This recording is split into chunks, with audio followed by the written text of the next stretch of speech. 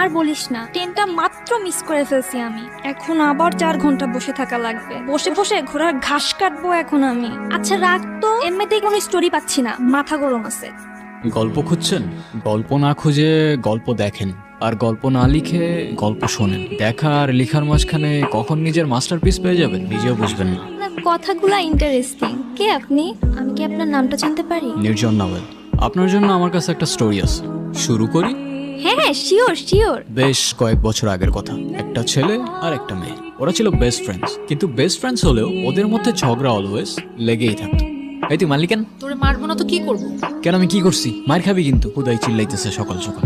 খুদাই চিল্লাইতেছি না, তোরে যে কালকে বললাম দোস্ত স্যার অ্যাসাইনমেন্ট কি দিছে, তুই আমাকে কি বলছিলি? কি যেন বলছিলাম রে? আপু বেহায়ের মতো বলতেছে, কি জন্য বলছিলাম রে? তোরে আমি অনেকগুলো গালি দিতাম। এটা ভার্সিটি এরিয়া, আশেপাশে অনেক মানুষ, প্লাস আমি একটা ভালো মেয়ে, তাই দিলাম না। কিরে এখানে আসছস কেন? জানোস না এখানে ছেসরা পোলাবেন থাকে? চেষ্টা করে বললো, ওই চেষ্টা করে বললো। কি তুই এমনি এমনি করতেছিস কেন? কি তুই মারতে আসতেছিস আমারে? কেন তোর কি মারতে পারবো না নাকি? দোস্ত প্লিজ বাদ দে না, ঝামেলা করিস না। কেন বাদ দিব কেন? ওদের এরিয়া দেখে কি আমাদের পোলাবেন নাই নাকি? ভয় পাই নাকি আমরা? আমার গ্যাং কল দিতেছি দাঁড়া। হ্যাঁ কাউসার। হ্যাঁ বন্ধু, লাগছে একটু গ্যাঞ্জাম, বুঝছো না? পিচ্ছি পোলাবেন গো সাথে। লোকেশন দিতেছি, তুমি 5 মিনিটের মধ্যে দৌড়ায় চলে আসো। আসুক আসুক, প্যানিস না। ওর আইডিয়াও নাই, ও সুন্দরবনে বাঘের সামনে দাঁড়ায় আছে। তোর হয়তো জানা নাই, সুন্দরবনে শুধু বাঘ না সিংহও থাকে। ব্যাকআপ আছে, এমনি এমনি চলি না ব্রো। দেখ মেয়েদের একটু ওইরকম লাগে না? ওরম ওরম লাগে মানে কি? অনেক হয়েছে কমেডি, অ্যাকশন চালু হয়ে যাবে ভাই। কেন মারবি তুই? হ্যাঁ দেখবি তুই। দেখা। দেখবি তুই।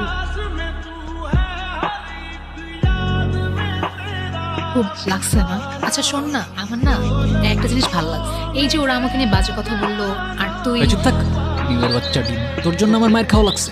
তোরা কে বলছিল ওইদিকে যাইতে? আমি তোকে বলছিলাম আমার পেছন পেছন আসতে। হ্যাঁ, না গেলে তো আবার ঠিকই ওখানে বসে ভ্যা ভ্যা করে কান্তি। মানতে হবে, ওদের ক্যারেক্টার দুইটা কিন্তু জোস। এক্স্যাক্টলি, ওরা দুজনই ইউনিক। আর সব থেকে বেশি ইউনিক কি জানেন? কি?